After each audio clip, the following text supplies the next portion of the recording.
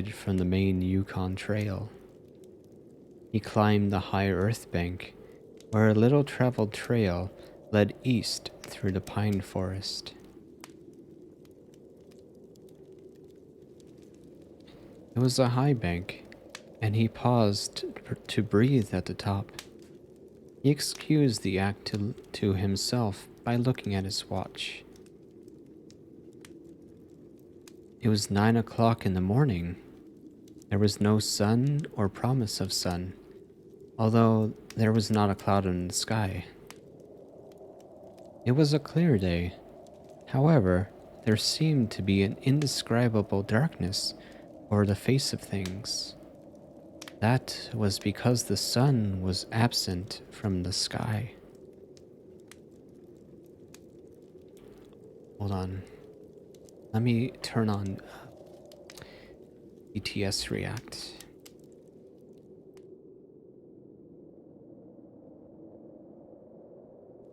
Cat on hit. There.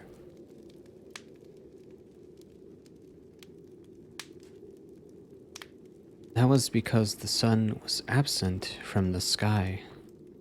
This fact did not worry the man. He was not alarmed by the lack of sun.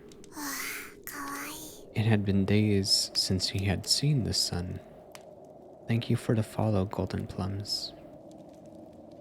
The man looked along the way he had come. The Yukon lay a mile wide and hidden under 3 feet of ice.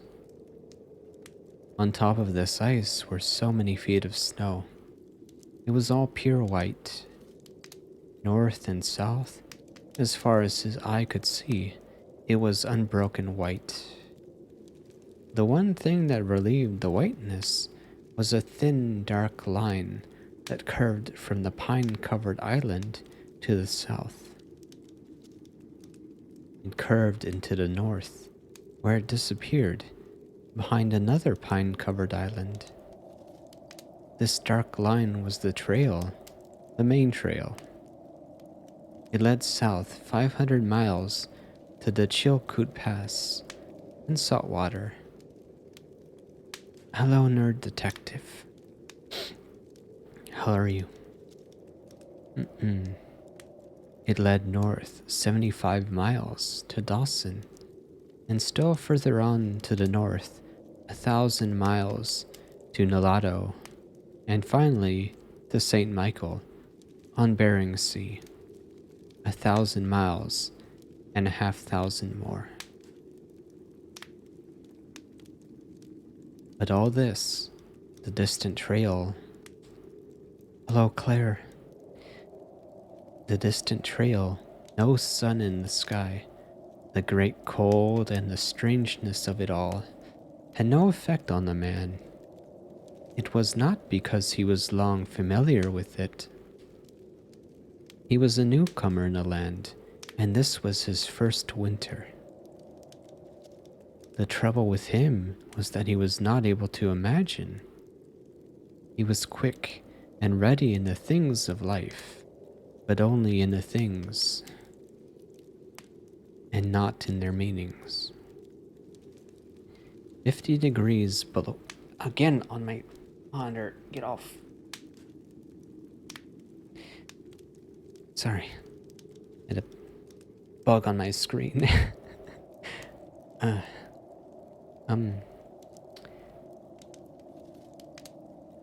Where was I? The trouble with him was that he was not able to imagine. He was quick and ready in the things of life, but only in the things, and not in their meanings. 50 degrees below zero meant 80 degrees of frost. Such facts told him that it was cold and uncomfortable.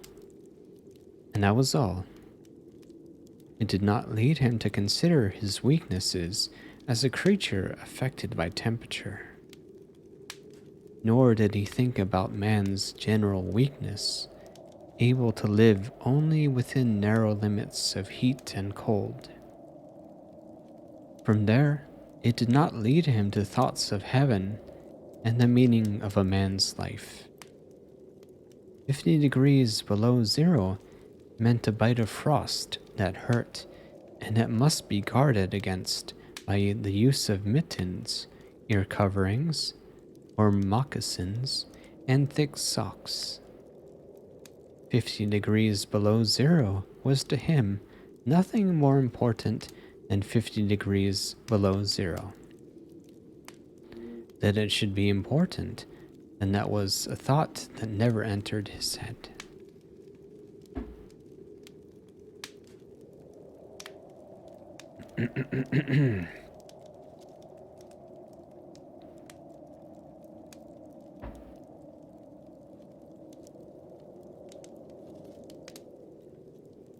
Hi, Gip. As he turned to go, he forced some water from his mouth as an experiment. There was a sudden noise that surprised him. He tried it again and again in the air before they could fall to the snow. The drops of water became ice that broke with a noise. He knew that at 50 below zero, water from the mouth that made a noise when it hit the snow. But this had done that in the air. Undoubtedly, it was colder than 50 below. But exactly how much colder he did not know. But the temperature did not matter. He was headed for the old camp on Henderson Creek, where the boys were already. They had come across the mountain from the Indian Creek country. He had taken a long trail to look at the possibility of floating logs from the islands in the Yukon down the river when the ice melted. He would be in camp by 6 o'clock that evening. It would be a little after dark, but the boys would be there.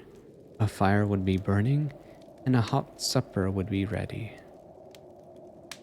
As he thought of lunch, he pressed his hand against the package under his jacket. It was also under his shirt, wrapped in a handkerchief, and lying for warmth against the naked skin. Otherwise, the bread would freeze.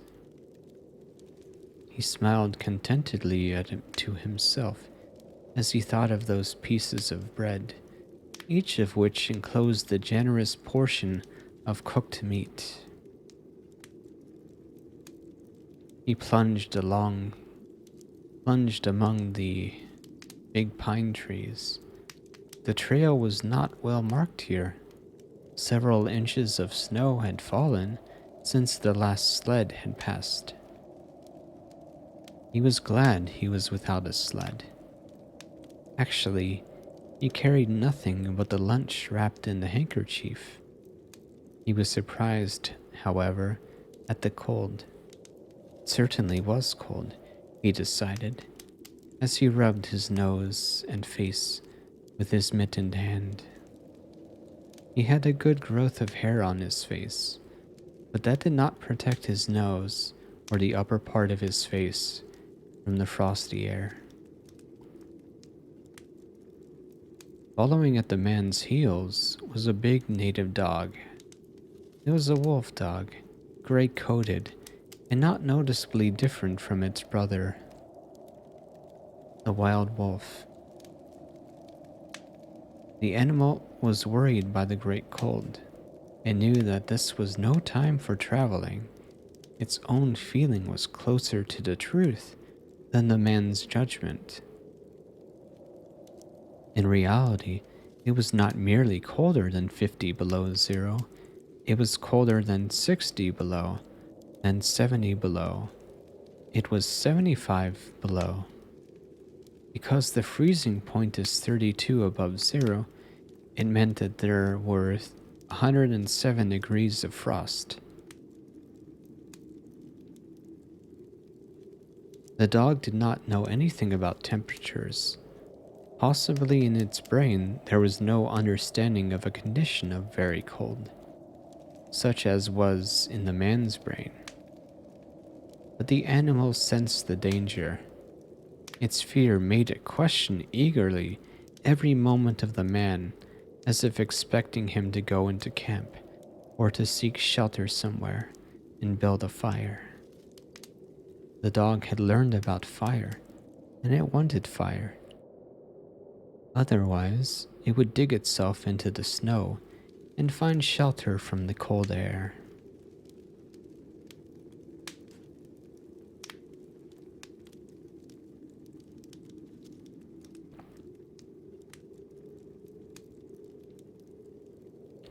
The frozen moistness of its breathing had settled on its fur in a fine powder of frost.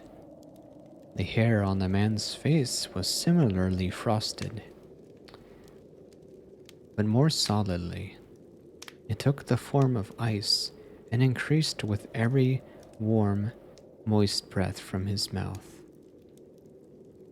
Also, the man had tobacco in his mouth. The ice held his lips so tightly together that he could not empty the juice from his mouth.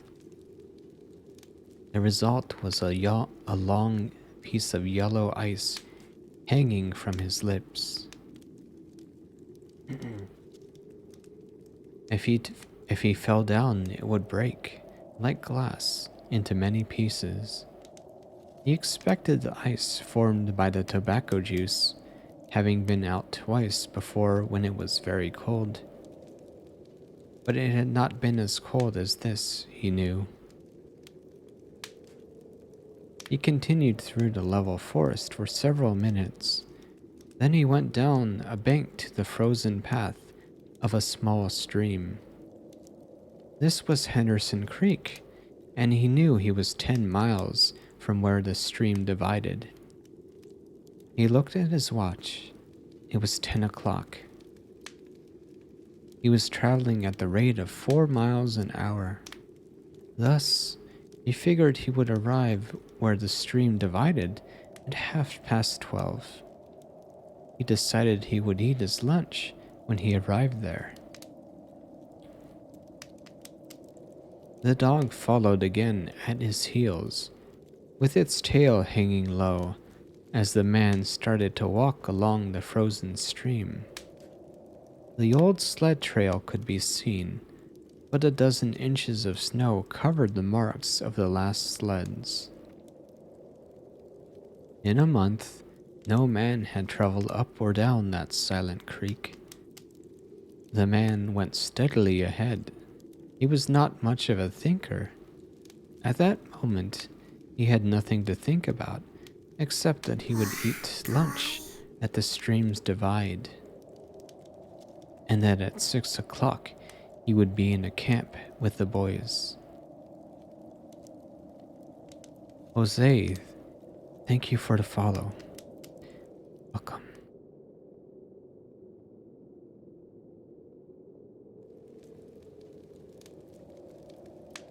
There was nobody to talk to, and had there been, speech would not have been possible because of the ice around his mouth. Once in a while, the thought repeated itself that it was very cold, and that he had never experienced such cold. As he walked along, he rubbed his face and nose with the back of his mittened hand. He did this without thinking, frequently changing hands. But with all his rubbing, the instant he stopped, his face and nose became numb. His face would surely be frozen. He knew that, and he was sorry that he had not worn the sort of nose guard Bud wore when it was cold. Such a guard passed across the nose and covered the entire face. But it did not matter much, he decided. What was a little frost? A bit painful, that was all. It was never serious.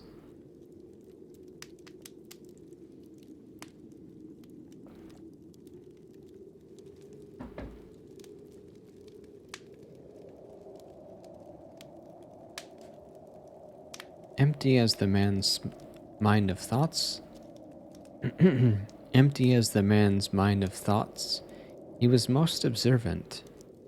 He noticed the change in the creek, the curves and the bends, and always he noted where he placed his feet.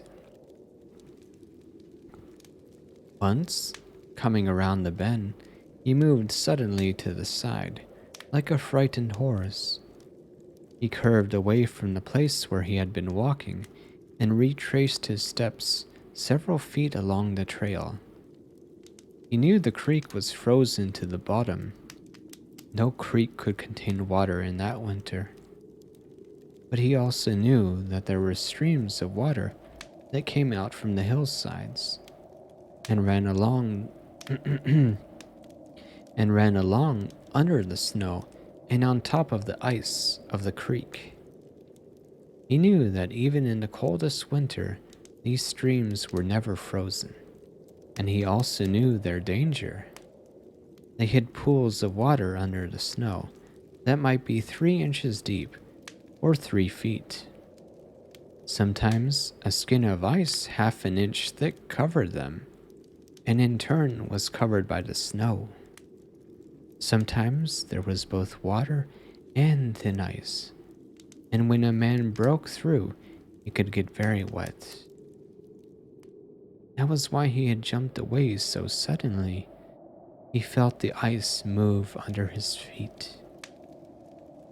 He had also heard the sound of the snow-covered ice skin breaking. And to get his feet wet in such a temperature meant trouble and danger. At the very least, it meant delay, because he would be forced to stop and build a fire. Only under its protection could he bare his feet while he dried his socks and moccasins.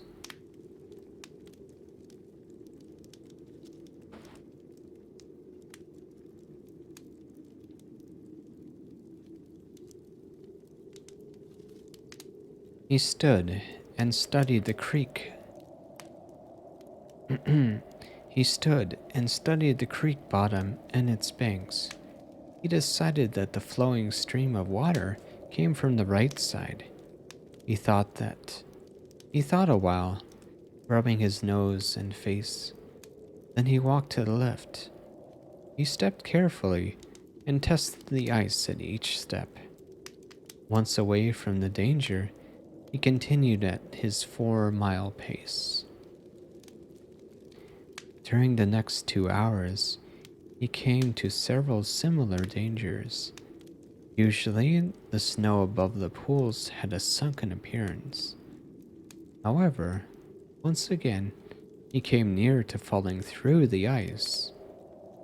Once, sensing danger, he made the dog go ahead. The dog did not want to go. It hesitated until the man pushed it forward. Then it went quickly across the white, unbroken surface. Suddenly, it fell through the ice, but climbed out on the other side, which was firm. It had wet its feet and legs. Almost immediately, the water on them turned to ice. The dog made quick efforts to get ice off its legs. Then it lay down in the snow and began to bite out the ice that had formed between the toes. The animal knew enough to do this. To permit the ice to remain would mean sore feet. It did not know this. It merely obeyed the commands that arose from the deepest part of its being. But the man knew these things, having learned them from experience. He removed the mitten from his right hand and helped the dog tear out the pieces of ice. He did not bare his fingers more than a minute, and was surprised to find that they were numb. It certainly was cold. He pulled on the mitten quickly and beat the hand across his breast. At 12 o'clock, the day was at its brightest, yet the sun still did not appear in the sky. At 12:30, on the minute, he arrived at the divide of the creek. He was pleased with his rate of speed. If he continued, he would certainly be with the boys by 6 o'clock that evening. The action took no more than a quarter of a minute, yet in that brief moment, the numbness touched his bare fingers. He did not put the mitten on, but instead dug the fingers against his leg. Then he sat down on the snow-covered log to eat. The pain that followed the striking of his fingers against his leg ceased so quickly that he was frightened. He had not the time to he had not time to take a bite of his lunch. He struck the fingers repeatedly and returned them to the mitten.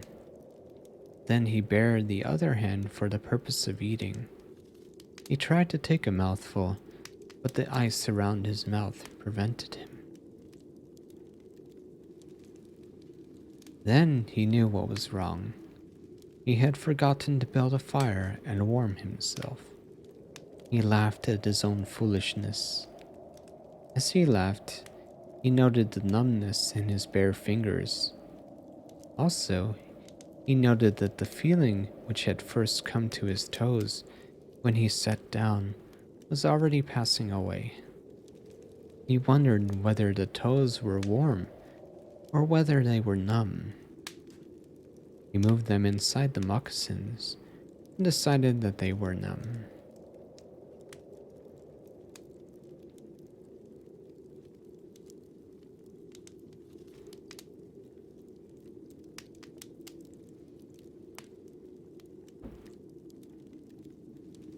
He pulled the mitten on hurriedly and stood up. He was somewhat frightened. He stamped forcefully until the feeling returned to his feet. It certainly was cold, was his thought. That man from Sulphur Creek had spoken the truth when telling how cold it sometimes got in this country, and he had laughed at him at the time. That showed one must not be too sure of things. There was no mistake about it. It was cold. He walked a few steps, stamping his feet and waving his arms, until reassured by the returning warmth. Then he took some matches and proceeded to make a fire. In the bushes, the high water had left a supply of sticks. From here, he got his wood for his fire. Working carefully from a small beginning, he soon had a roaring fire. Bending over the fire, he first melted the ice from his face. With the protection of the fire's warmth, he ate his lunch. For the moment, the cold had been forced away. The dog took comfort in the fire, lying at full length close enough for the warmth, and far away enough to escape from being burned. When the man had finished eating, he filled his pipe with tobacco and had a comfortable time with the smoke. Then he pulled on his mittens, settled his cap firmly about his ears, and started along the creaked trail toward the left. The dog was sorry to leave and looked toward the fire. This man did not know cold. Possibly none of his ancestors had known cold, real cold. But the dog knew, and all of its family knew, and it knew that it was not good to walk outside in such a fearful cold. It was the time to lie in a hole in the snow and to wait for this awful cold to stop. There was no real bond between the dog and the man. The one was the slave of the other. The dog made no effort to indicate its fears to the man. It was not concerned with the well-being of the man. It was for its own sake that it looked toward the fire. But the man whistled and spoke to it with the sound of the whip in his voice. So the dog started walking close to the man's heels and followed him along the trail.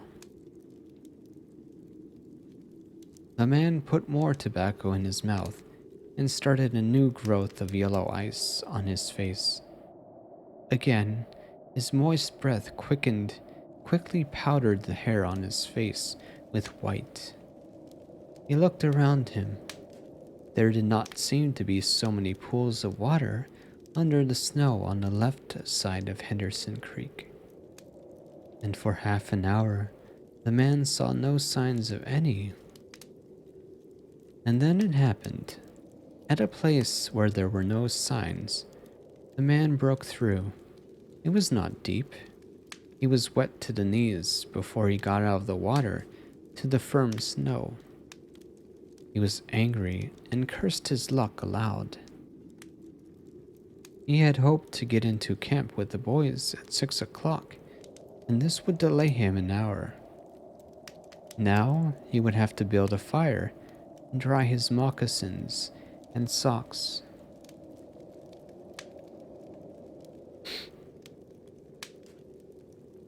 So he turned aside. So he turned aside to the bank, which he climbed. On top, under several small pine trees, he found some firewood, which had been carried there by the high water of last year. There were some sticks, but also larger branches and some dry grasses. He threw several large branches on top of the snow. This served for a foundation and prevented the young flame from dying in the wet snow. He made a flame by touching a match to a small piece of tree bark that he took from his pocket. This burned even better than paper. Placing it on the foundation, he fed the young flame with pieces of dry grass with the smallest dry sticks. He worked slowly and carefully, realizing his danger. Gradually, as the flame grew stronger, he increased the size of the sticks with which he fed it. He sat in the snow, pulling the sticks from the bushes under the trees and feeding them directly to the flame. He knew he must not fail. When it is 75 below zero, a man must not fail in his first attempt to build a fire. This is especially true if his feet are wet.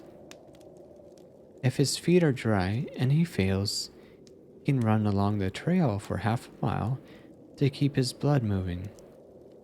But the blood in wet and freezing feet cannot be kept moving by running when it is 75 degrees below. No matter how fast he runs, the feet will remain frozen. Hello, anime. The wet feet will freeze even harder. All this the man knew. The old man on Sulphur Creek had told him about it, and now he was grateful for the advice. Already, all feeling had gone from his feet. To build the fire, he had been forced to remove his mittens, and the fingers had quickly become numb. His pace of 4 miles an hour had kept his heart pushing the blood to all parts of his body, but the instant he stopped, the action of the heart slowed down. He now received the full force of the cold. The blood of his body drew back from it. The blood was alive, like the dog. Like the dog, it wanted to hide and seek cover, away from the fearful cold. As long as he walked 4 miles an hour, The blood rose to the surface, but now it sank down into the lowest depths of his body. His feet and hands were the first to feel its absence. His wet feet froze first. His bare fingers were numb, although they had not yet begun to freeze. The nose and face were already freezing, while the skin of all his body became cold as it lost its blood. But he was safe. Toes and nose and face would only be touched by the frost because the fire was beginning to burn with strength. He was feeding it with sticks the size of his finger. In another minute, he would be able to feel it with larger branches, feed it with larger branches. Then he could remove his wet moccasins and socks. While they dried, he could keep his naked feet warm by the fire, rubbing them with the snow. The fire was a success. He was safe. He remembered the advice of the old man on Sulphur Creek and smiled. The man had been very serious when he said that no man should travel alone in the country after 50 after 50 below zero.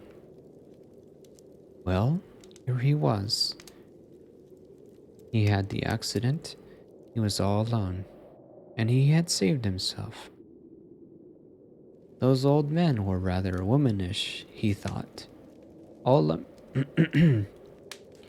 all a man must do was to keep his head, and he was all right. Any man who was a man would travel alone. But it was surprisingly the rapidity with which his face and nose were freezing. And he had not thought his fingers could lose their feeling in such a short time. Without feeling, without feeling they were, because he found it very difficult to make them move together to grasp a stick. They seemed very far from his body and from him. When he touched the stick, he had to look to see whether or not he was holding it. All of which mattered little. There was the fire, promising life with every dancing flame. He started to untie his moccasins. They were coated with ice. The thick socks were like iron almost to the knees. The moccasin strings were like ropes of steel. For a moment, he pulled them with his unfeeling fingers. Then, realizing the foolishness of it, he grasped his knife. But before he could cut the strings, it happened.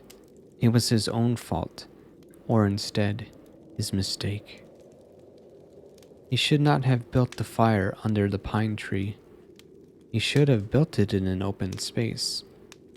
But it had been easier to pull the sticks from the bushes and drop them directly on the fire. Now, the tree under which he had done this carried a weight of snow on its branches. No wind had been blowing for weeks, and each branch was heavy with snow. Each time he pulled a stick, he shook the tree slightly. There had been just enough movement to cause the awful thing to happen.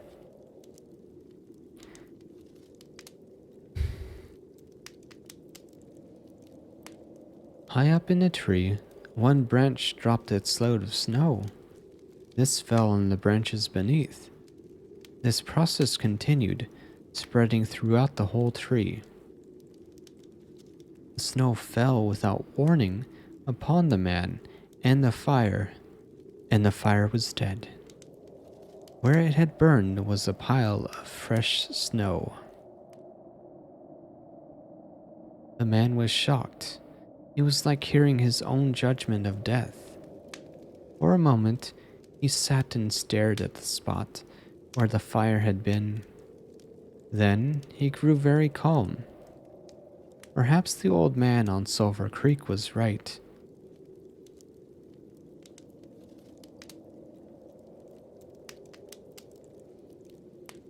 If he had a companion on the trail, he would be in no danger now. The companion would have built the fire. Now he must build the fire again. And this second time he must not fail. Even if he succeeded, he would be likely to lose some toes. His feet must be badly frozen by now, and there would be some time before the second fire was ready. Such were his thoughts, but he did not sit and think them. He was busy all the time they were passing through his mind.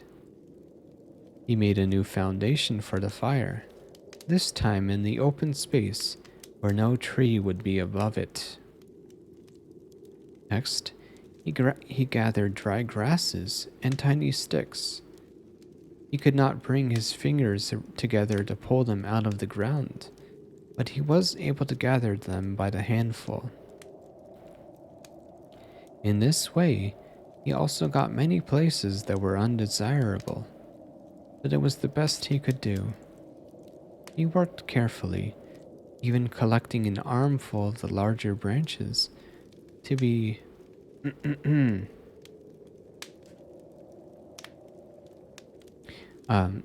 to be used later when the fire gathered strength.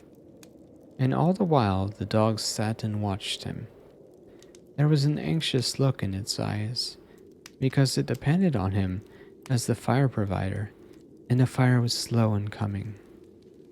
When all was ready, the man reached in his pocket for the second piece of tree bark. He knew the bark was there, although he could not feel it with his fingers. He tried again and again, but he could not. He could not grasp it. And all the time, in his mind, he knew that each instant his feet were freezing.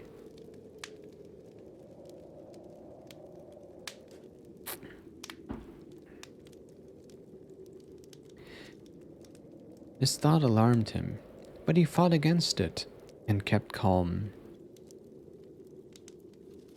He pulled on his mittens with his teeth, and began swinging his arms. Then he beat his hands with all his strength against his sides. He did this while he was sitting down.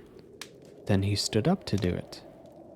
All the while, the dog sat in the snow, its tail curled warmly over its feet, and its sharp wolf ears bent forward as it looked at the man. And the man, as he waved his arms and hands, looked with longing at the creature that was warm and secure in the covering provided by nature. After a time, he began to notice some feeling in his beaten fingers. The feeling grew stronger until it became very painful, but the man welcomed the pain. He pulled the mitten from his right hand and grasped the tree bark from his pocket. The bare fingers were quickly numb again. Next, he brought out his pack of matches, but the awful cold had already driven the life out of his fingers. In his effort to separate one match from the others, the whole pack fell in the snow. He tried to pick it out of the snow, but failed. The dead fingers could neither touch nor hold. Now he was very careful. He drove the thought of his freezing feet and nose and face from his mind. He devoted his whole soul to picking up the matches. He followed the movement of his fingers with his eyes, using his sense of sight instead of that of touch. When he saw his fingers on each side of the pack, he closed them. That is, he willed them to close, but the fingers did not obey. He put the mitten on his right hand again and beat it fiercely against his knee. Then, with both, then, with both mittened hands, he lifted up the pack of matches, along with much snow, to the front of his jacket. But he had gained nothing. After some struggling, he managed to get the pack between his mittened hands. In this manner, he carried it to his mouth. The ice broke as he opened his mouth with a fierce effort. He used his upper teeth to rub across the pack in order to separate a single match. He succeeded in getting one, which he dropped on his jacket. His condition was no better. He could not pick up the match. Then he thought how he might do it. He picked up the match in his teeth and drew it across his leg. 20 times he did this before he succeeded in lighting it. As it flamed, he held it with his teeth to the tree bark, but the burning smell went up to his nose, causing him to cough.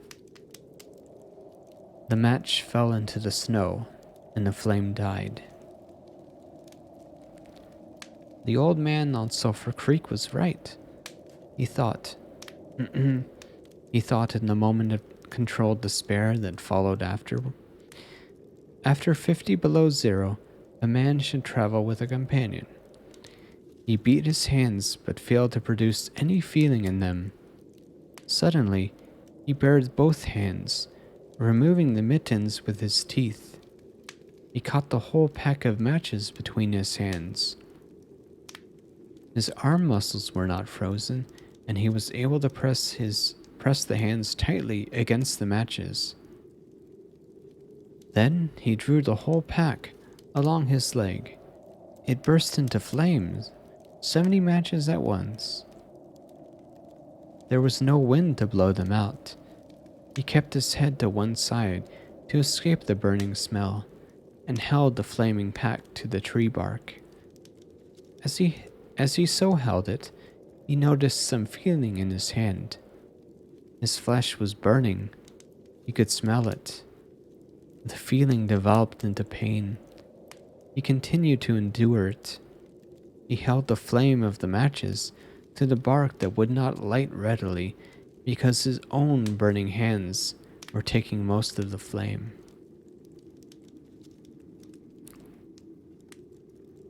Finally, when he could endure no more, when he could endure no more. Where did I leave off? Okay, finally, when he could endure no more, he pulled his hands apart. The flaming matches fell into the snow, but the tree bark was burning. He began laying dry grasses and the tiniest sticks on the flame. He could not choose carefully, because they must be pieces that could be lifted between his hands. Small pieces of green grass stayed on the sticks, and he bit them off as well. As he could with his teeth. He treated the flame carefully. It meant life, and it must not cease. The blood had left the surface of his body, and he now began to shake from the cold. A large piece of a wet plant fell on the little fire. He tried to push it out with his fingers. His shaking body made him push it too far, and he scattered the little fire over a wide space. He tried to push the burning grasses and sticks together. Even with the strong effort that he made, his trembling fingers would not obey, and the sticks were hopelessly scattered. Each stick smoked a little and died. The fire provider had failed. As he looked about him, His eyes noticed the dog sitting across the ruins of the fire from him. It was making uneasy movements, shifting slightly one foot and then the other. The sight of the dog put a wild idea into his head. He remembered the story of a man caught in a storm who killed an animal and sheltered himself inside a dead body, and thus was saved. He would kill the dog and bury his hands in a warm body until feeling returned to them. Then he could build another fire. He spoke to the dog, calling it to him, but in his voice was a strange note of fear that frightened the animal. It had never known the man to speak in such a tone before. Something was wrong, and it sensed danger. It knew not what danger, but somewhere in its brain arose a fear of the man. It flattened its ears at the sound of the man's voice. Its uneasy movements and the lifting of its feet became more noticeable. But it would not come to the man. He got down on his hands and knees and went toward the dog. But this unusual position again excited fear, and the animal moved away. The man sat in the snow for a moment and struggled for calmness. Then he pulled on his mittens, using his teeth, and then stood on his feet. He glanced down to assure himself that he really was standing, because his lack of feeling in his feet gave him no relation to the earth. His position, however, removed the fear from the dog's mind. When he commanded the dog with his usual voice, the dog obeyed and came to him. As it came within his reach, the man lost control. His arms stretched out to hold the dog, and he experienced real surprise when he discovered that his hands could not grasp. There was neither bend nor feeling in the fingers. He had forgotten for the moment that they were frozen and that they were freezing more and more. All this happened quickly, and before the animal could escape, he encircled its body with his arms. He sat down in the snow, and in this fashion held the dog while it barked and struggled. But it was all he could do, hold its body encircled in his arms and sit there. He realized that he could not kill the dog. There was no way to do it. With his frozen hands, he could neither draw nor hold his knife, nor could he grasp the dog around the throat. He freed it, and it dashed wildly away, still barking. It stopped 40 feet away and observed him curiously, with ears sharply bent forward.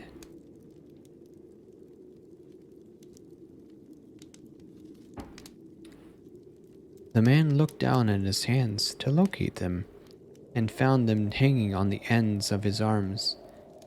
He thought it curious that it was necessary to use his eyes to discover where his hands were. He began waving his arms, beating the mittened hands against his sides. He did this for 5 minutes. His heart produced enough blood to stop his shaking, but no feeling was created in his hands. A certain fear of death came upon him. He realized that it was no longer a mere problem of freezing in his fingers and toes, or of losing his hands and feet. Now it was a problem of life and death, with the circumstances against him. The fear made him lose control of himself, and he turned and ran along the creek bed on the old trail. The dog joined him and followed closely behind. The man ran blindly in fear, such as he had never known in his life. Slowly, he struggled through the snow. He began to see things again: the banks of the creek, the bare trees, the sky. The feeling made him better. He did not shake anymore. Maybe if he continued to run, his feet would stop freezing. Maybe if he ran far enough, he would find the camp and the boys. Without doubt, he would lose some fingers and toes, and some of his face, but the boys would take care of him and save the rest of him when he got there. And at the same time, there was another thought in his mind that said he would never get to the camp and the boys. It told him that it was too many miles away, that the freezing had too great a start, and that he would soon be dead. He pushed this thought to the back of his mind and refused to consider it. Sometimes it came forward and demanded to be heard, but he pushed it away and tried to think of other things. Yeah, it's a little unusual. Again, like I said last time, for most of these stories that I have on my list, I've never read them before, so I don't really know what they're about. But they're highly spoken of, so I figured it would be worth trying to give them a read. Anyway, where was I? He pushed this thought to the back of his mind and refused to consider it. Sometimes it came forward and demanded to be heard, but he pushed it away and tried to think of other things. It seemed strange to him that he could run on feet so frozen that he could not feel them when they struck the earth and took the weight of his body. He seemed to be flying along above the surface. He seemed to be flying along above the surface and to have no connection with the earth. His idea of running until he arrived at the camp and the boys presented one problem: he lacked the endurance. Several times he caught himself as he was falling. Finally, he dropped to the ground, unable to stop his fall. When he tried to rise, he failed. He must sit and rest, he decided. Next time, he would merely walk and keep going. As he sat and regained his breath, he noted that he was feeling warm and comfortable. He was not shaking, and it even seemed that a warm glow had come to his body. And yet, when he touched his nose or face, there was no feeling. Running, man, my voice.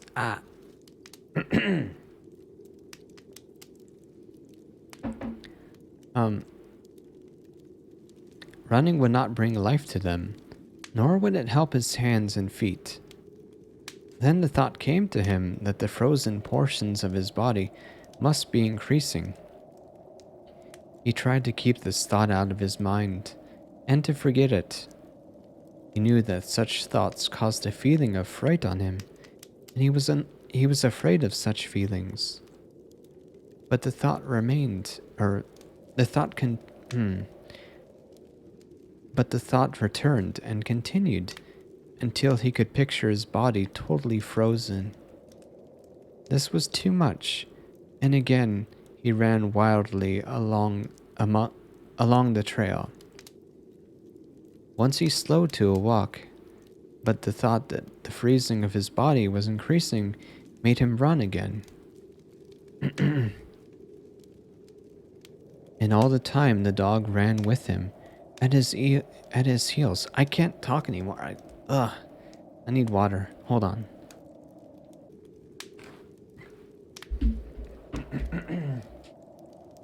Alright. I'm actually kind of curious. How do people read such long stories like this without losing their voice?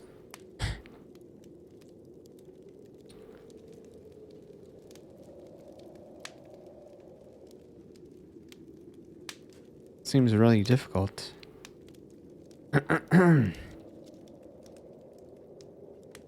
Once he slowed to a walk, but the thought of the freezing of his body was increasing made him run again.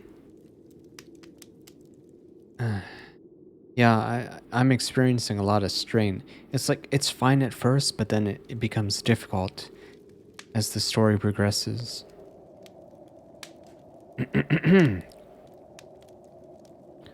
Oh, okay. Maybe it's just a skill that requires some practice. Thank you. I'm trying. I'm probably not going to upload this one to YouTube because it's pretty scuffed. Anyway. I mean, I guess I am like strengthening my voice by doing this too. It's a bit of exercise. Thank you, thank you, thank you. Well, yeah, we're nearly at the end. Sorry, I kind of got distracted. Okay. This was too much, and again he ran wildly along the trail. Once he slowed to a walk, but the thought, but the thought that freezing of his, but the thought that the freezing of his body was increasing made him run again. And all the time the dog ran with him, at his heels. When he fell a second time, the dog curled its tail over its feet and sat in front of him, facing him, curiously eager. Nani, thank you for the follow. The warmth and security of the animal angered him. He cursed it until it flattened its ears. This time the shaking because of the cold began more quickly. He was losing his battle with the frost. It was moving into his body from all sides. This thought drove him forward, but he ran no more than 100 feet when he fell head first. It was his last moment of fear.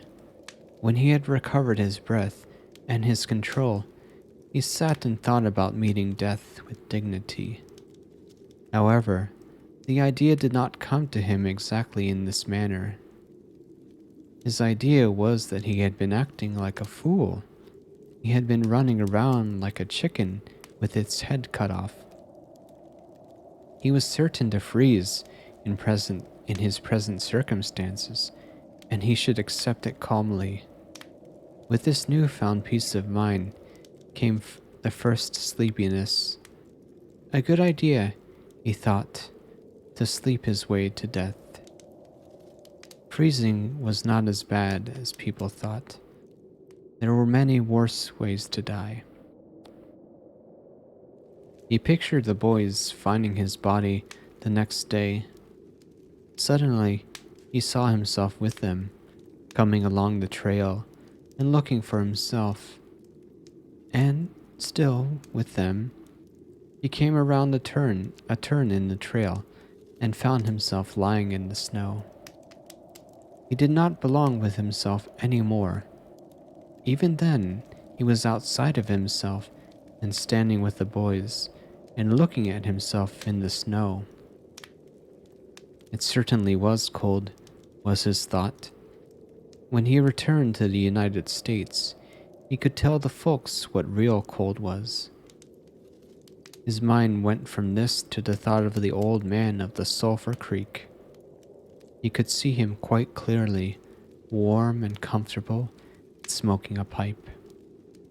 "You were right, old fellow. You were right," he murmured to the old man of the Sulphur Creek. Then the man dropped into what seemed to him the most comfortable and satisfying sleep he had ever known. The dog sat facing him and waiting. The brief day ended in a long evening. There were no signs of a fire to be made. Never in the dog's experience had it known a man to sit like that in the snow and make no fire. As the evening grew darker, its eager longing for the fire mastered it. With much lifting of its feet, it cried softly.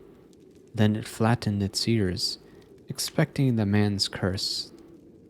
But the man remained silent. Later, the dog howled loudly, and still it moved closer to the man and caught the smell of death. This made the animal back away. A little longer it delayed, howling under the stars that leaped and danced and shone brightly in the cold sky. Then it turned and ran along the trail toward the camp it knew, where there were other food providers and fire providers.